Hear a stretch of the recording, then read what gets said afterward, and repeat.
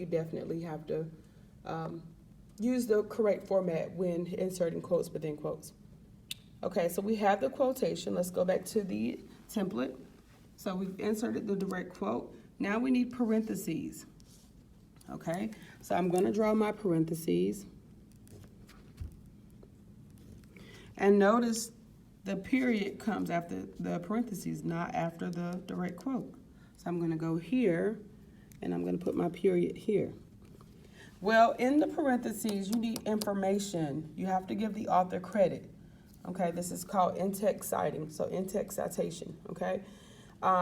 In order to give the author credit, you need a signal word and a location. Well, nobody knows what a signal word and a location is, right? Well, that's why I've given you definitions. So go up to the top. I've defined speaker. Remember, we inserted the speaker earlier. Now, the signal word. It is the author's last name. We can stop right there. So, your signal word is going to be Dale. D-A-I-L. Now, there's no comma. There's nothing there. Now we need a location. Okay, location. Well, for articles, you're going to insert paragraph numbers.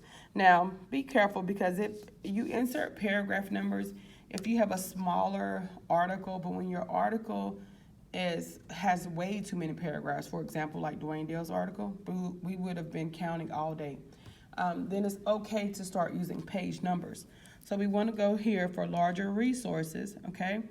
Insert the page number from which the direct quote was taken, okay? And there's an example, like 276. Notice there's no PG, no P, you just have a number. So this quote was taken from page 2. So I want to put a number 2. And now we've inserted this direct quote. Dwayne Dale states, he asked me if I was scared, and I said yes, I was scared. We've given him credit, and this came from page 2. Now, looking at our bubble sheet, we've inserted the quote. I can mark this one out. Now we have to explain this quote, because if a person who has never read this article before were to read, he asked me if I was scared, and I said yes, you know, I would probably be, well, that person would probably be lost, okay? So we want to just clean it up a little bit by explaining what the author means, okay? So the explanation that I'm using is he is explaining, so that's a good way to start your explanation. He or she is explaining. So he is explaining how he lives in fear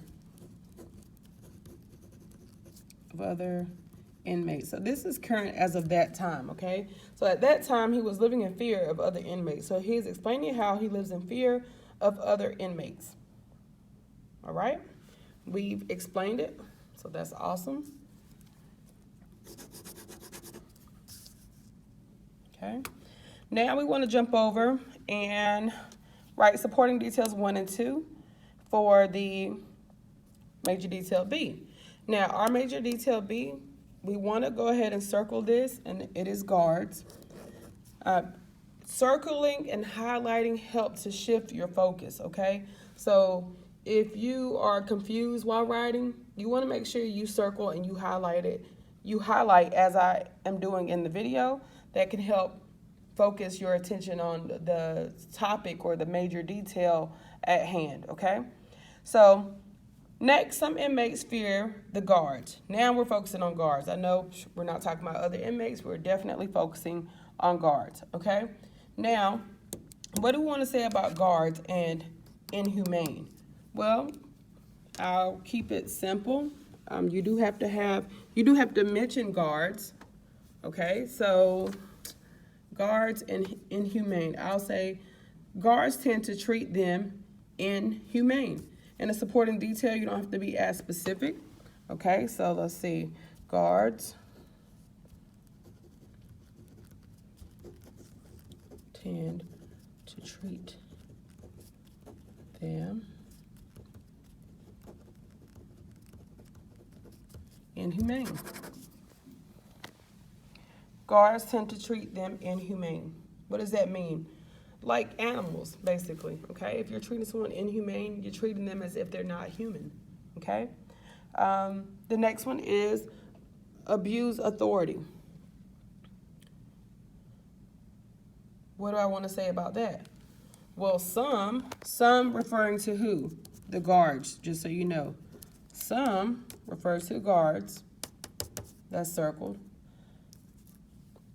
even go too far and abuse their authority. Even go too far and abuse their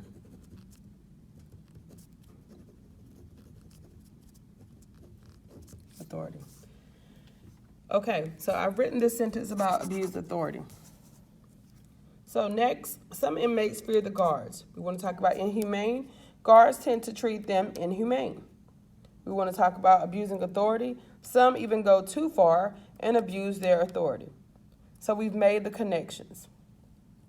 Okay, now we have to wrap this up. But remember, the highlighted sections must mention your topic or make it obvious that we're focusing on fear in this case, okay? So let's read the entire paragraph. And you want to think overall, what should the reader understand when walking away from the paragraph? And that answer will be your wrap-up sentence. But be careful because usually what you develop right off the top of your head for your wrap-up will be almost identical to your topic sentence. So you want to make sure that these two sentences are not matching, okay? So be very careful. One challenge inmates face while in prison is fear. First, many inmates develop a fear of other inmates. Dwayne Dale states, he asked me if I was scared, and I said yes, I was scared. He's explaining how he lives in fear of other inmates. Next, some inmates fear the guards. Guards tend to treat them inhumane. Some even go too far and abuse their authority. What do I want the reader to understand overall about the concept of fear, or the challenge in this case of fear? Well, I would say fear causes inmates to be very vigilant. Okay, overall, I think that's what the paragraph is basically saying. So fear causes inmates to be very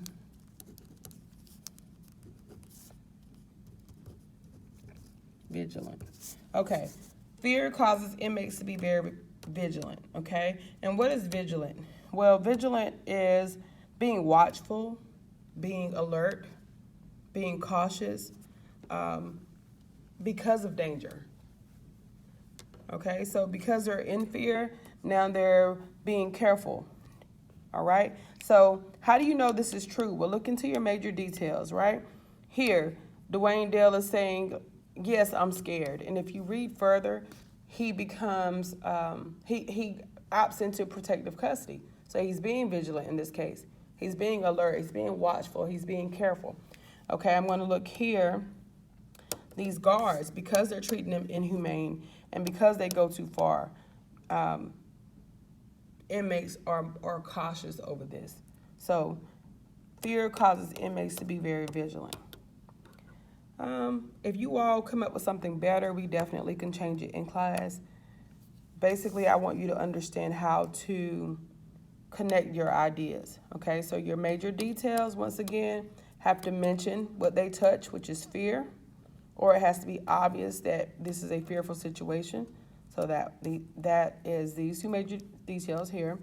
Okay, when you write your support, you want to mention the major details. So you want to make sure you're mentioning other inmates, or you want to imply other inmates. Same here, mention guards or imply. And for example, with guards, in support 1, I mentioned guards. Support 2, I said some even, so I implied it here. Okay, so you don't always have to mention. Don't worry so much with the direct quote. It may not mention or imply.